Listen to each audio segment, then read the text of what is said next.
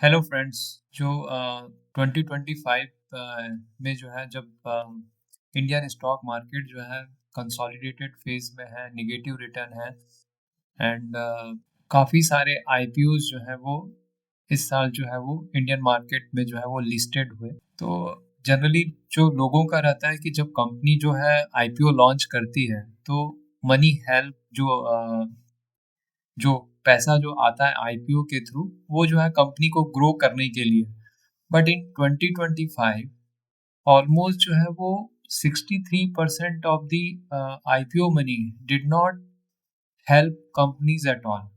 वहां पे जो है वो जो पैसा जो 63% जो आईपीओ के थ्रू जो रेज हुआ है वो प्रमोटर्स को गया, पी फंड्स को गया और अर्ली इन्वेस्टर को गया। मतलब उन्होंने जो है एक जो है वो इनसाइडर जो है वो एग्जिट ले लिया आफ्टर द आईपीओ जो है। तो ये जो प्रॉब्लम है ये लास्ट जो 1 ईयर में जो है जो कंपनीज ने जो पैसा रेज किया है थ्रू आईपीओ जो है वो कंपनी के ग्रो के लिए तो यूज ही नहीं हुआ है।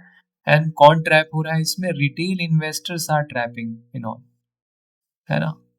हाई वैल्यूएशन पे बड़े ब्रांड है, बिजनेस जो है उनको जो है वो लेके उसके बाद जो है वो कंपनी में जो है रिटेल इन्वेस्टर का जो है पैसा जो है वो बुरी तरीके से जो है वो फंस रहा है। तो उसी के बारे में जो है वो सिंपल वे में जो है वो इस साल क्या हुआ है उसके बारे में डिस्कस करेंगे। तो मैंने अभी जितने आईपीओज आए हैं उसमें जो है वो most of the cash is going to old investors who are existing, not into the company to build the business। तो आईपीओ का मेन पर्पस तो होता है कि जो है वो आप पैसा रेज करो आईपीओ के थ्रू एंड उसका जो है वो कंपनी में जो है वो ग्रोथ के लिए यूज होगा to build the new businesses which make easier for them to dump share on excited retail investor at high elevation. तो अभी क्या हो रहा है कि जो है वो बेसिकली रिटेल इन्वेस्टर जो है वो ट्रैप हो रहे हैं और जो है वो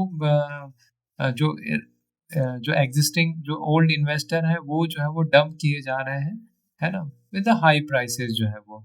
तो so to protect yourself you need to understand, आपको ये समझना पड़ेगा कि ऑफर फॉर सेल है कि check how much real money the company is getting and जो है व्हेन प्रॉफ, और ये भी समझना पड़ेगा कि जस्ट बिफोर लिस्टिंग जो है प्रॉफिट जो है वो सडनली जो है वो इतना जो है वो जंप क्यों हो रहा है।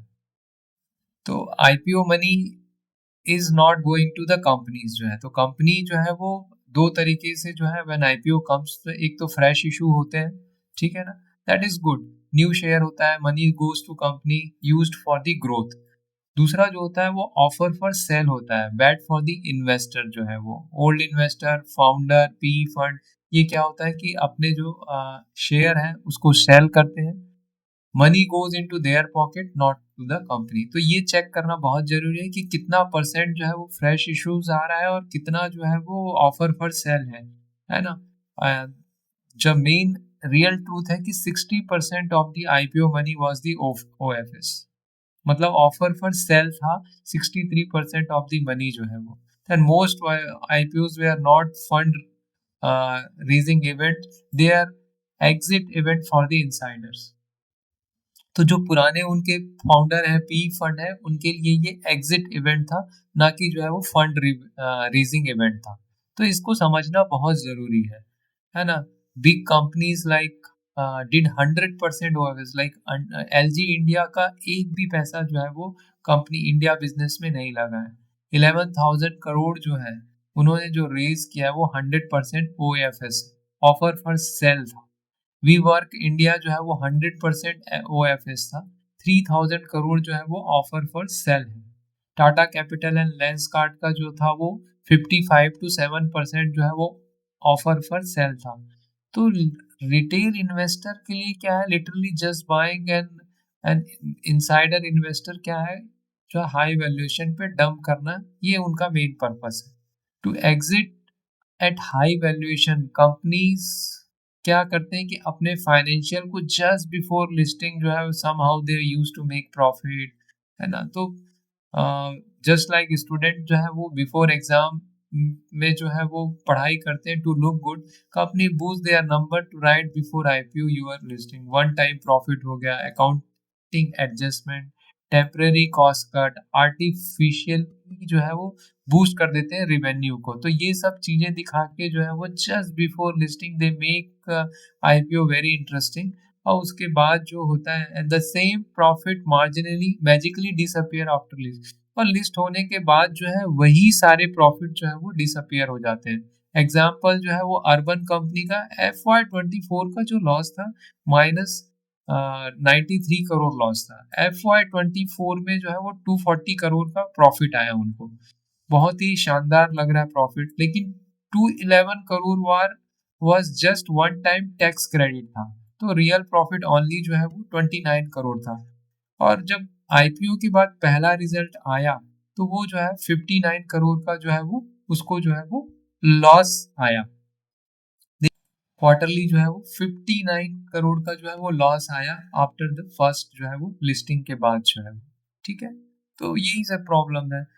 देन मामा अर्थ का जो है वो सेम जो है just before IPO showed profit and after the IPO went into the, ठीक है ना।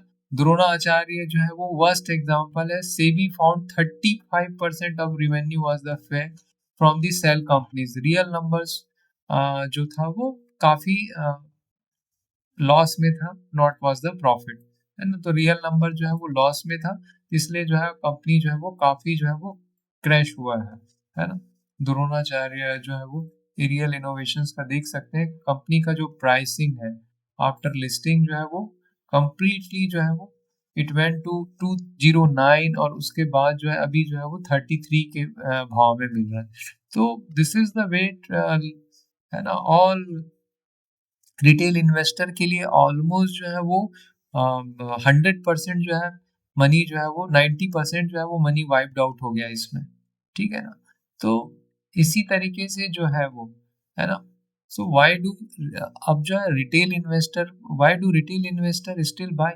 बिकॉज ऑफ द हाइप जो हो रखा है ना। सोशल मीडिया हो गया, इन्फ्लुएंसर हो गया, everyone push you to buy. Influencers हो गया, यूट्यूब में जो है वो है ना शॉर्ट्स बना के, आईपीओ के वीडियोस बना के, ब्रोकरेजेस हो गया, मीडिया हो गया, एक्सपर्ट्स हो गए, इवन द पीआर टीम जो है, फिजिक्स वाला team approach creator for the positive IPO videos and retail investor get FOMO, think listing gain मिल जाएगा, but insider are existing at the same time. So these are the problems, है ना, of the जो IPO mania बना रखा है। Influencer, brokerage, media, export, even PR team एक जो है वो एनवायरनमेंट बना देते हैं जिससे जो है वो रिटेल इन्वेस्टर जो है वो बुरी तरीके से इसमें जो फंस जाता है and big amount of money जो है वो लूज कर जाता है। तो इसका जो है व्हाट इज द सॉल्यूशन जो है वो बैन और कैप फॉर दी ओएफएस नहीं। OFS should be maximum 20 to 30% of the IPO होना चाहिए, है ना। और इनसाइडर को जो है वो स्किन इन द गेम, उनको जो है वो फोर्स करके रखना चाहिए कि insider to keep skin in the game. Lock in period जो है वो प्रमोटर और प्राइवेट इक्विटीज के लिए 2 से 3 साल होना चाहिए after IPO. They can not डम immediate. Mandatory disclosure of one-time profit. Company must clearly write this profit is not real, this is one time. जैसे कि वी वर्क में हुआ, उनको जो है वो क्लियरली जो है वो प्रॉफिट दिखाना है, ये वन टाइम नहीं है, टैक्स क्रेडिट के कारण नहीं है ना। सो रियल प्रॉफिट नहीं है, ये क्लियरली आपको बताना है। And SEBI should audit the number before the IPO, है ना। तो specially for sudden profit jump, shell company revenue, strange accounting tricks, तो ये सब जो है वो सेबी को जो है वो ऑडिट करना चाहिए बिफोर द आईपीओ जो है वो। Regulate influencer promotion. If influencer promote IPO से they must disclosed payment clearly. SEBI should monitor misleading claims. तो मिसलीडिंग जो भी क्लेम किया जा रहा है इन्फ्लुएंसर के थ्रू, उनको जो है वो ऑडिट करना चाहिए, है ना, मॉनिटर करना चाहिए। Retail investor must stop chasing the IPO hype. Just उसके लिए जो है 2-3 सिंपल रूल जो है होने चाहिए। Avoid IPO with OFS greater than 50%, avoid company showing sudden profit before IPOs, always check if growth is real not the temporary, growth real है कि नहीं ये हमेशा चेक करना बहुत जरूरी है ना। बेटर एजुकेशन इन द, है ना, मतलब बेटर एजुकेशन प्रोवाइड करना भी बहुत ज़रूरी है कि ओएफएस क्या है, कंपनीज क्या मैनिपुलेट करती फाइनेंशियल में, basic profit and loss statement कैसे पढ़ना है। तो ये सारी चीज़ों को चेक करके जो है वो ट्रैप से जो है वो अवॉइड किया जा सकता है। उसका क्वार्टरली प्रॉफिट जो है वो 2-3 क्वार्टर आफ्टर लिस्टिंग जो है वो देख सकते हैं where the companies growth is genuine, sales growth आ रहा है कि नहीं, प्रॉफिट जनरेट हो रहा है कि नहीं, व्हाट आर द कंपनी ने जो है वो उस फंड का यूज कहाँ पे किया। तो ये सब बेसिक चेक जो है वो, तो उसके लिए जो है वो वेट करके जो है इन्वेस्ट किया जा सकता है। तो ये सिंपल चीज़ों से थोड़ा सा बचा जा सकता है। तो यहीं तक रखते हैं फ्रेंड्स।